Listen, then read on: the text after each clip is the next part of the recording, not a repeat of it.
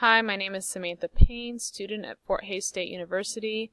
I am creating this video on behalf of my AEP800 class. I am choosing today to talk about Padlet as a tool to use in your classroom. I think that this is a great tool to use as a student engagement tactic whenever the students are coming into the room. You have a Padlet up on the board with a question, and the students can go on their device, their phone, their iPad, computer, whatever, and join this Padlet, and it's kind of like a pin board, instead of having sticky notes that we stick on the whiteboard, it's just that in digital form. So I've already logged into Padlet. Creating an account is super easy. They have adjusted what you get with the free account. You used to get 10 free boards, now you only get 4.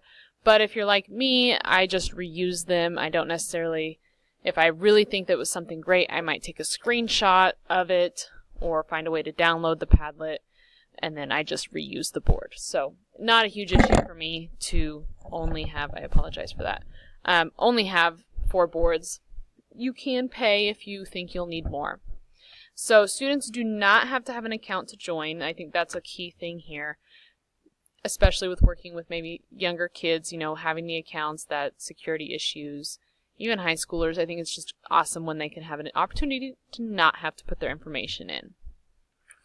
So overall, I think this is a great way to collect general student responses about something, have discussion, kind of a pre-discussion before discussion. So like I said, I might have a question posed on the board and ask the students to come in and post an answer before, while I'm taking roll, everyone's getting settled in, the computers are getting logged on, whatever. I might have them post a response and respond to a few of their peers' responses. Responses can be anonymous, or you can have them attach names to it. I think in that case, you'd have to have them log in. It also could be used as an exit ticket, drop a pin on the Padlet responding with the 3 things you learned today. It can be used, I think, mostly in a discussion way. The goal on it is to engage students in an informal discussion over a desired topic. Audience, students, obviously here. Teachers, I can see it being used in a professional development process.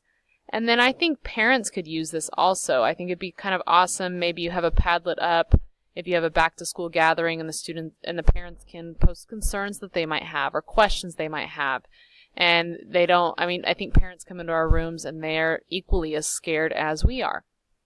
Or I've seen recently, and this was with another application, maybe you have students or parents post something on the Padlet, words of encouragement for the students to push through assessments or push through the next couple of weeks till spring break or till the summer or whatever. So I think that parents can get engaged and involved with this as well.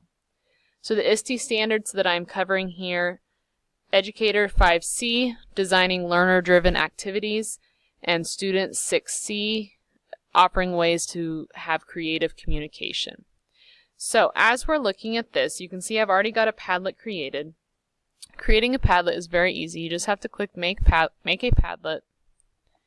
You can have a wall where it goes like brick-like. You can have it canvas where it's scattered, stream where it's just one you scroll one after the other, grid.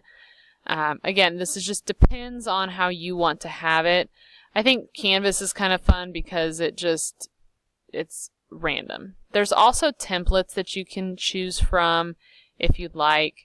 If there's a specific thing that you're wanting to do. They have a KWL chart already made, so how awesome would that be to have that before, to kind of preface a unit that you're about to do. So when you go to create it, so I'm gonna say a wall, for instance. You can change the background. You can, they've got some super easy ways to modify. You can change how it looks, the themes, fonts, if there's any symbols attached to it, how the new posts kind of stack in. So you're going to have the first post first and then the last post last. You can have that profanity filter. I know sometimes, if like with me working with high school students, they forget that they're in a high school setting. Allow for comments or reactions, and here's your code that you might share with them. You could also, and I'm going to go back to the one I've already created. So this is one that I've already created, and it's one that I did this before a unit researching nonprofit organizations, and the kids were going to present on them. So I wanted them to all research a nonprofit, post it to the Padlet so that we had one big board ready to go with all sorts of nonprofits that the kids could kind of look through before choosing what they want to research, because this was a group project. And so I've already cleared the board out from previous responses, but it's super easy. We can remake it if we'd like. We like the layout of it. We just want to reuse it. We can go ahead and add in files. I could drop in a PDF, whatever. I can share it. So this is where it's really easy. I can share a link or share it with specific emails. Personally, I like to display the QR code because all the kids have QR codes on their iPads, but if you don't have an iPad, then you can always copy the link and post it somewhere for them to go, or email it to them, or whatever. So see there, we have our download options if you want to, once you want to clear it out. So I already have it pulled up on my iPad kind of behind the scenes.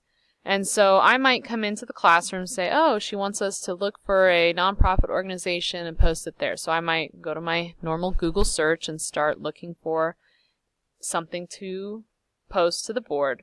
So once I have it written and ready to post on my side, and I know you can't see my iPad right now, but it was really easy. There was just a plus sign to add to the board. I'm going to click post. And you're going to see the post that was instantaneous. I literally just pushed post. So it will remain anonymous. If you want students to have names, they would have to have an account, or you'd have to just put in your instructions, make sure you include your name.